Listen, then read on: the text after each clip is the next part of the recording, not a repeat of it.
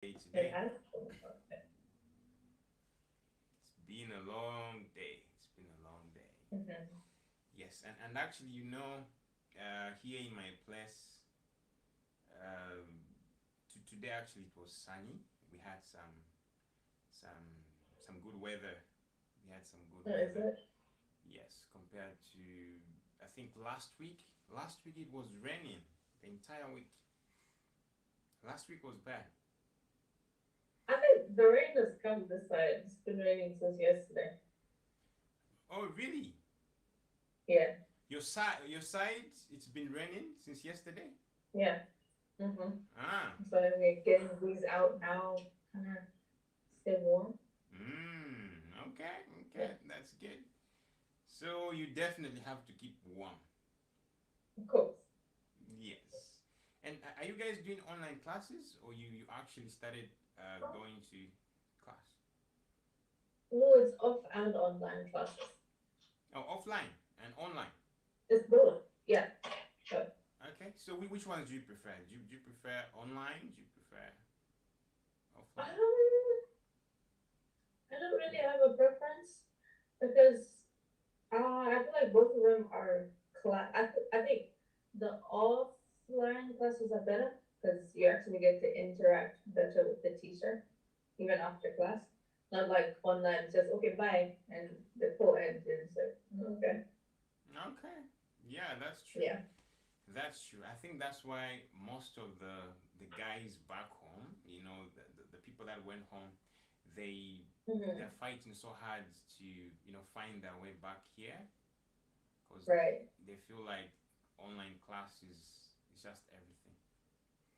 hmm Yes. Nevertheless, But are you're a medical student. Do you guys have like online classes? yes, we do. But for me, currently I'm doing my Mm. internship, so I Okay, actually go to the hospital. We Yeah, ours is very physical, very much okay, offline. Yes, but okay. the guys that went back home, um, hmm those ones that are doing internship, they are also what they are doing internship in those hospitals in their countries. hmm But for those who are not Okay, doing internship, they are still they are doing those practical courses, but those theories. I mean, what's this a lab type of work? Such right. courses they are not doing them now. They will have to do them when they come back. Um, okay, Yes. Okay, okay. so here we are. This is I believe this is going to be a nice discussion. What do you think? It's gonna be good. It's gonna be good. Nah. Okay. So we I'm are ready for this. Okay. ah okay. So I think this is really important, and it's just something hmm that I believe that as youths, youths and Christians, there are those themes that are important for us to hmm discuss and just share different views. But you never know. You never know. You might learn something. You might learn something, and Right. I believe that that's how we grow. That's how we grow by picking all these different information from different people. hmm Yeah, so we are a result of what we eat, what we feed. So depending Right. on whatever you are eating, whatever information that you're feeding on, hmm you are a manifestation of all those things. So Right.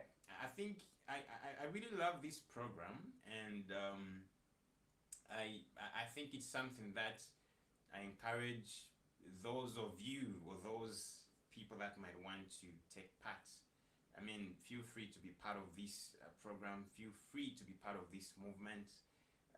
Right. You never know. You might be doing something that will encourage someone out there. So, this platform, the Spiritual Growth TV, is a platform for everyone. It's like a home for hmm everyone. a platform to just share your story so that someone could learn and be motivated, encouraged, you know, in some issues that they're going through. So, Tasha, let's just get into what we have today. We have Okay. so much to share today. We have so much to share. And by the grace of God, God has made this time possible for us to have this discussion. Right. So, are you ready? Right. Are you ready to give us some, you know, the knowledge, the information? Huh? I think so. Okay. Let's just see what happens. Let's just go with it. Let's just see what Okay. happens. Okay. That's good. That's good. So I think we are going to, as from the title that we have, you can see Mm-hmm. this is True Talk. It's True Talk. Mm-hmm. We want Right. to focus on practical, things. We want to focus on practical things, something that Right. experiences or things that we've probably gone through, something that we can share in order for other people to learn from that. So for our very first question, Mm-hmm. I think before we jump into anything, maybe let me just introduce myself. So my name is Kenley, and I'm currently based on Earth, by representing Wow. heaven. Okay. That's great. Nice. Yes, but I'm representing heaven. I'm representing heaven. Way. Yes. Okay. I'm representing heaven, and yes, I'm an ambassador of heaven. And for today's program, I'll be your host, having with me a very staunch, a powerful woman of God. She's a minister. Let me not, compromise by introducing her. Let me, give this to her. She will tell us, everything that we want to hear. So, your time to introduce yourself, Tasha. Okay. So hi. I am Tasha. I am Zambian. Okay. Mm-hmm. Okay. Okay. I am. Yeah. I'm cool. Mm-hmm. Like I. I've been doing music for yeah a while, a long time, and I have seen and experienced different sides of music, and also I am a Christian. There we go, done. Amen. Amen. Amen. mm. Okay. So that's good. And you actually said something Uh-huh. in your brief introduction. I mean, we've not really gotten much, but in your brief introduction, you mentioned something. You said, I'm a Christian. And I think that's what we are here for. We would really Okay. want to hear from you.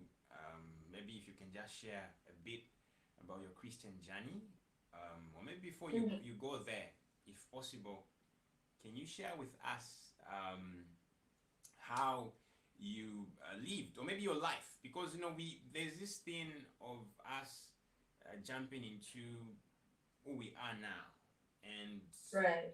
we realize that sometimes, because even in the Bible, I think Apostle Paul, in most of the times, he had reference of who he was, before, through the Right. grace of God, he became, an apostle, and he considered himself to be the least.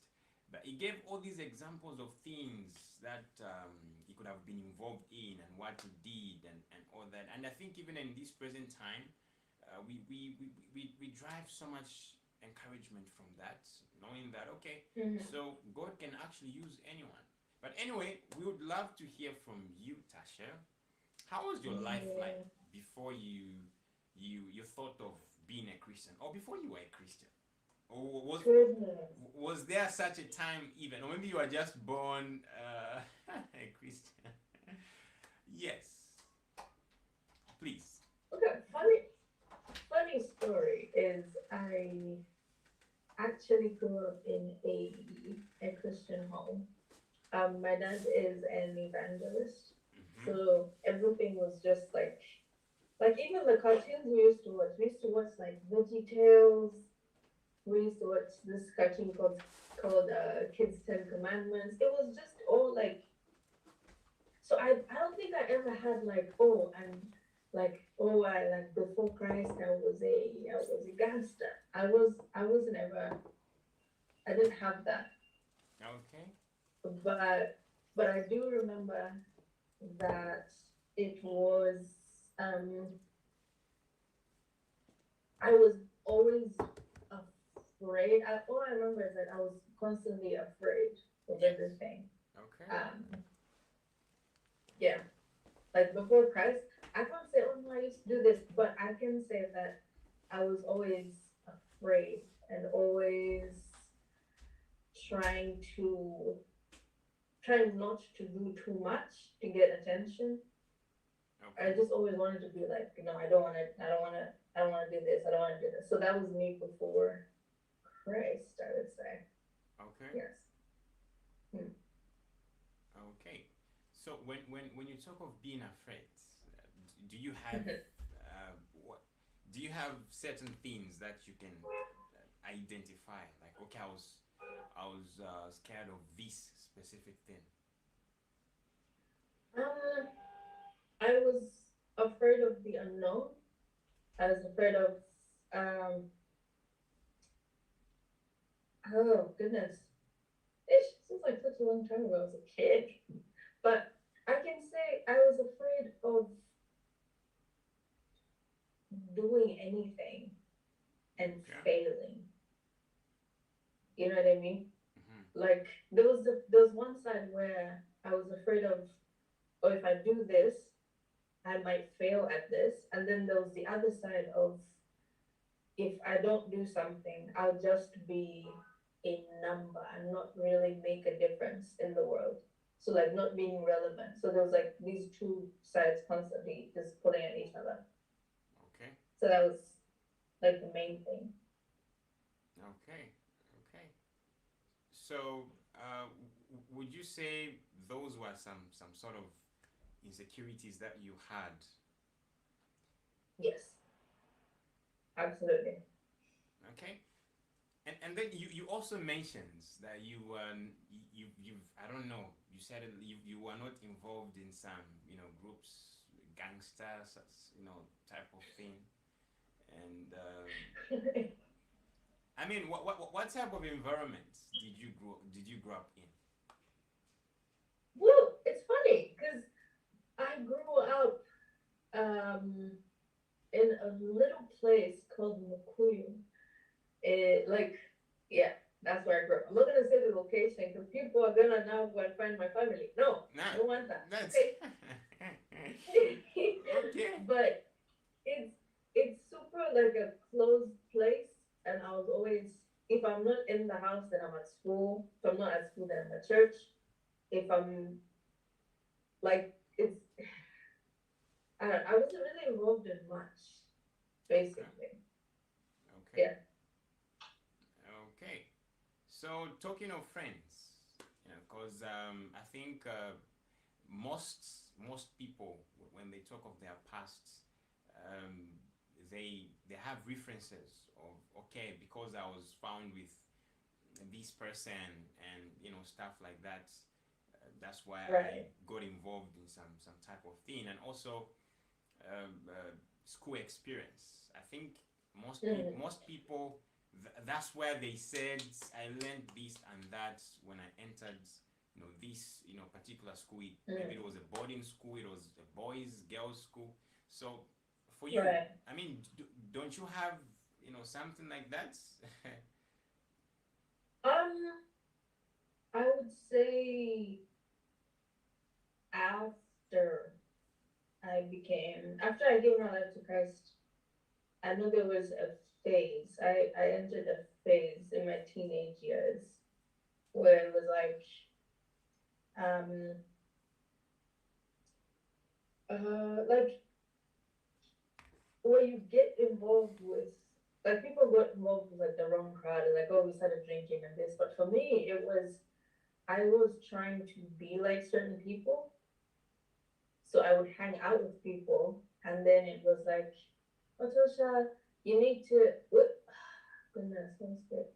How can I say this? Like where I started losing my own opinion. Where if I didn't like something, I wouldn't say it because the people I was trying to be like, they were okay with it, so I was gonna be okay with it. Does that make sense? Okay. Because that's like from when I say I didn't do much, I didn't do much. Okay, I was just chilling. Nah. You were just Yeah, chilling. I Okay. was But just in the background. okay, so when you talk of the little that you did, because you are saying you didn't do much, Right. what's that little that you could? Is it only fear that put you in? I mean, that afflicted you? Didn't you? Yes, Yes. uh, it was.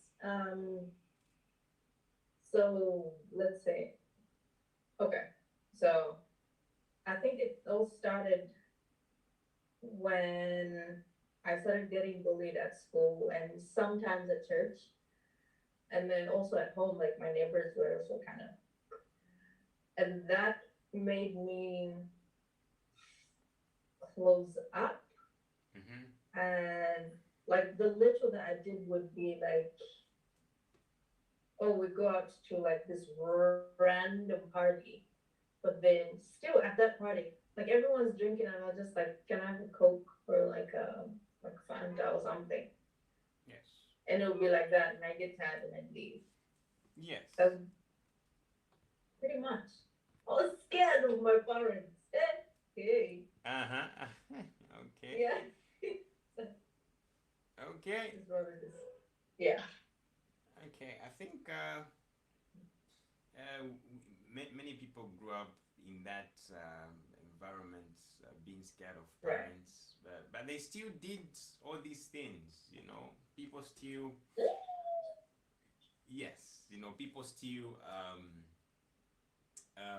people still went to places that parents could have told them never to go to.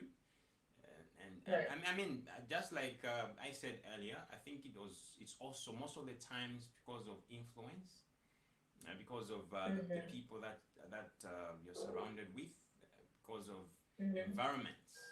So you are talking of not being in such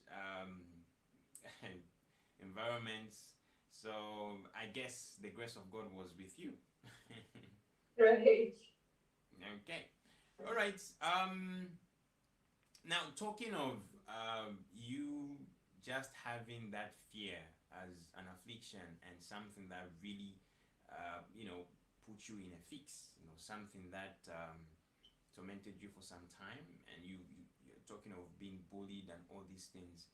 I think for every Christian, there's always that time when they step up and they decide to become intentional, with Christ. Mm-hmm. And or maybe there's just that time that comes when you can really identify, or you can strongly say, I am serving God, or you can strongly say, I have Mm-hmm. this relationship with God.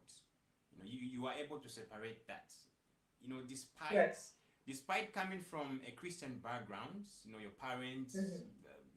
relatives, maybe they're Christians, but you realize that, especially for, let's say, Zambia, you said you're from Zambia, so you're going to find out that most Zambians, if not everyone, they are Christians, and they grew up in such an environment. They grew up in an Mm-hmm. environment of going to church.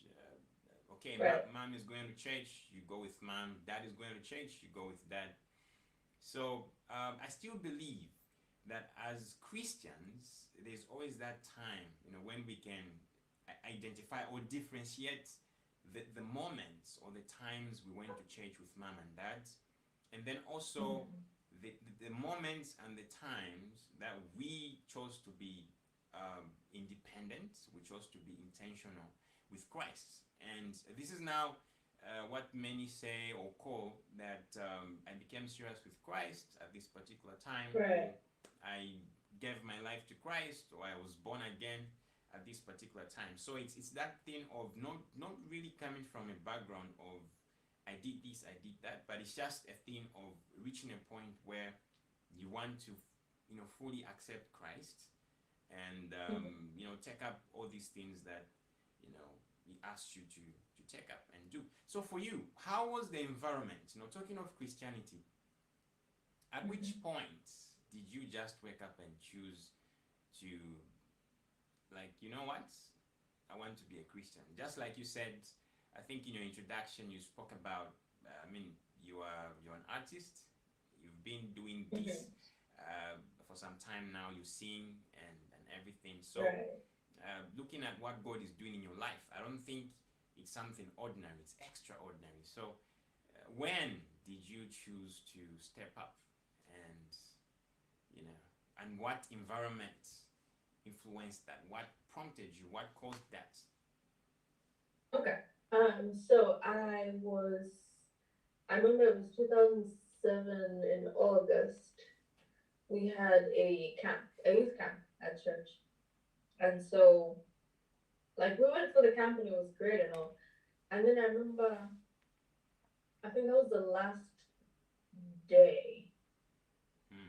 Because every day we'd have like small groups and whatnot. Like, like everyone's color coded. So you're put in teams and like your team has a certain color or whatever. And I remember in that sharing, the the group leader was asking everyone, "Oh, when did you get saved? When you?"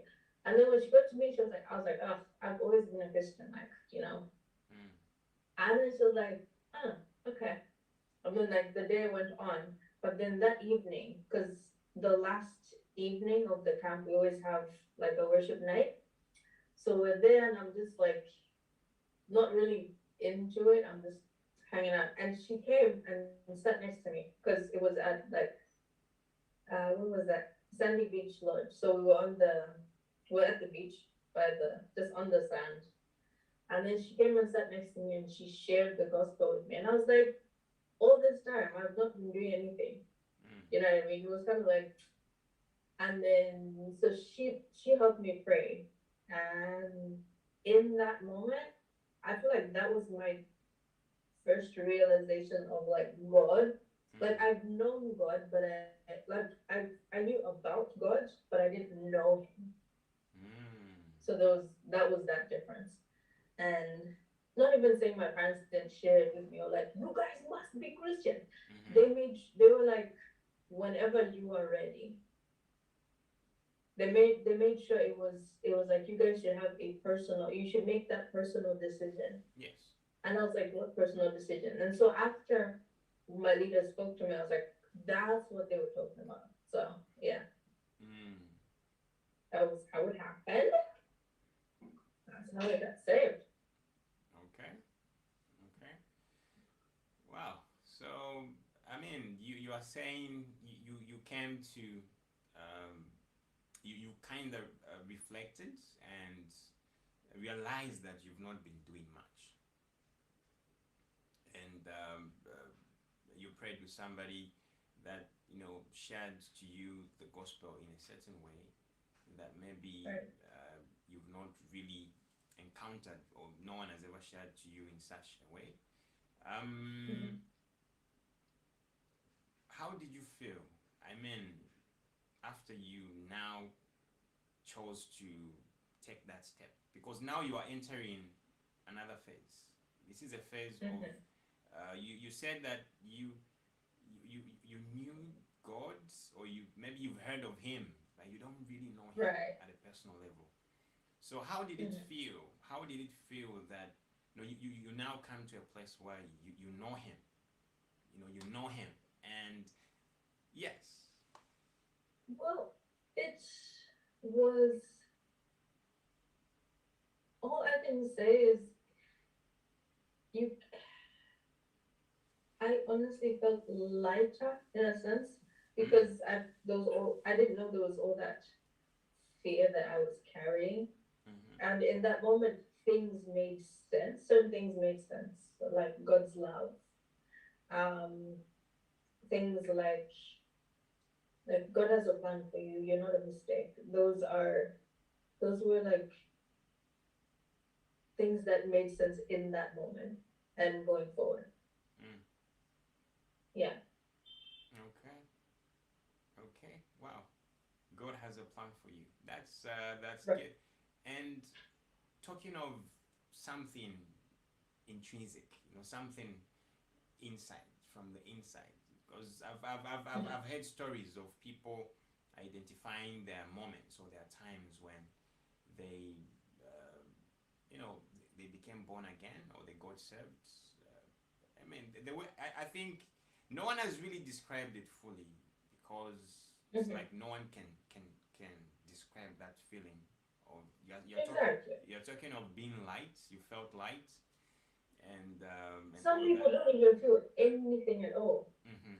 So salvation is your own. Hey. Okay, okay, wow, wow, wow, wow.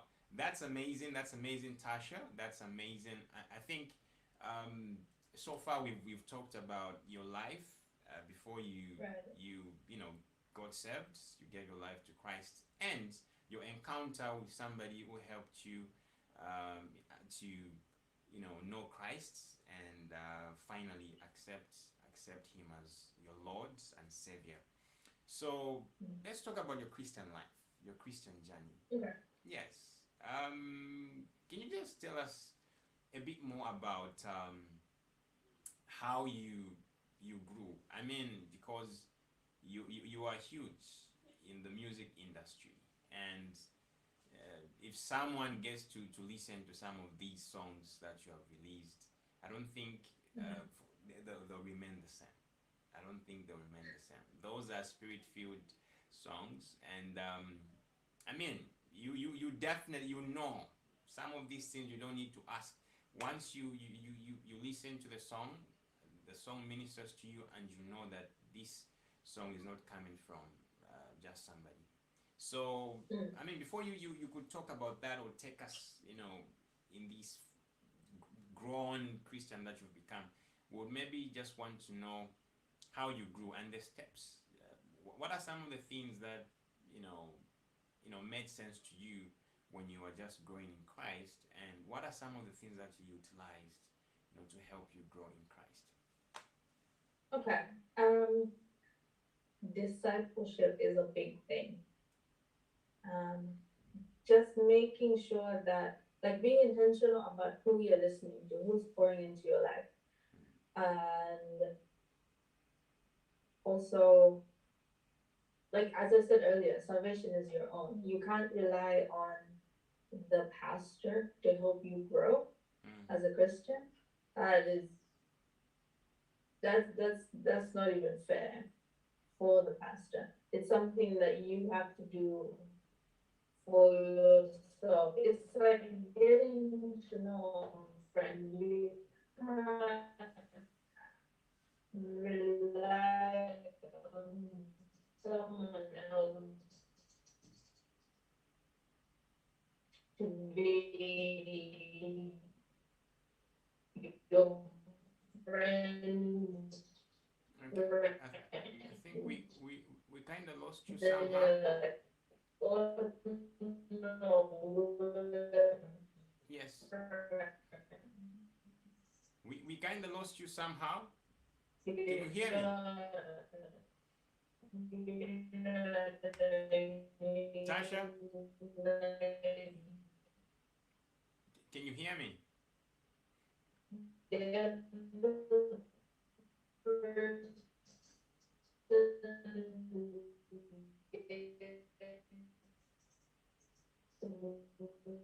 Can you hear me? Okay. I think she's having bad network. Nevertheless, we are going to give her some time. You are back, Tasha. Can you hear me?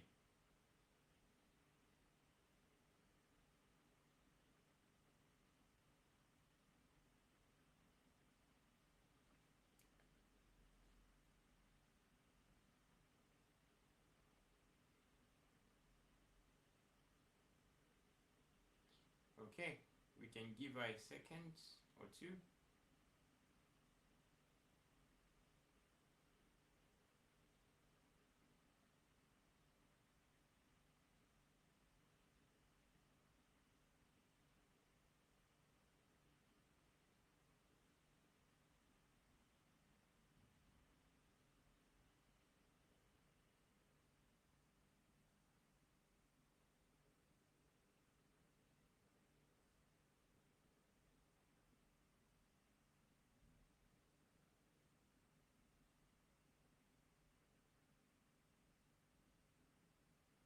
Okay, so she was talking about salvation being a personal thing, and then also she talked of discipleship.